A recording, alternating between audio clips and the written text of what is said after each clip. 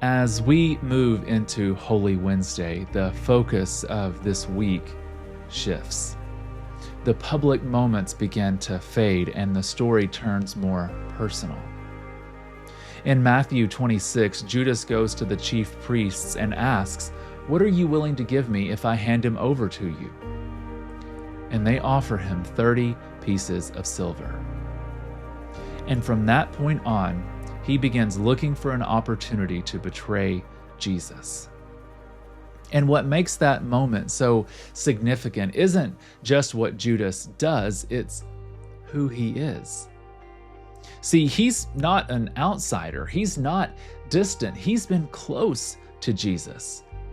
He's walked with him. He's heard his teaching. He's seen what Jesus can do, and still something shifts in his heart. That's what Holy Wednesday invites us to wrestle with, not just the act of betrayal, but the condition underneath it. Because betrayal doesn't begin with a decision, it begins with a divided heart. A slow shift in what we value, a growing attachment to something else. A moment where something starts to matter more than Jesus. And that's not just Judas's story, it's a human one. We know what it's like to hold tension in our hearts, to want to follow God and yet still hold on to control. To trust Him and still cling to what feels safer. To say we love Him but find our attention pulled in other directions. Not all at once, but certainly over time. And yet, what stands out in this moment isn't just the decision of Judas, it's Christ's response. Because Jesus knows. He sees the betrayal coming, and still, he moves forward. He continues toward the cross, and that tells us something essential about the heart of God toward us. God isn't surprised by our weakness. He's not caught off guard by our failure, and He's not driven away by our inconsistency. He is steady, even when we are not.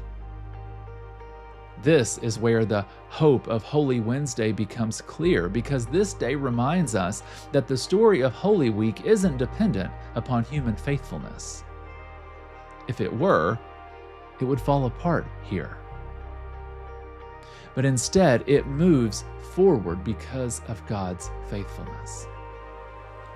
None of us come to this story with perfect faith. We all have places where our hearts have drifted, places where we've held onto things more tightly than we've held onto God, places where our love has been divided. But the message of this day isn't that we've gotten it wrong. It's that Jesus is still moving toward us anyway. Because the same Jesus who was betrayed is the Savior who chose to stay. Even when our hearts are divided, God's heart toward us is not. He is still faithful, still present, and still making a way for us to come back to Him.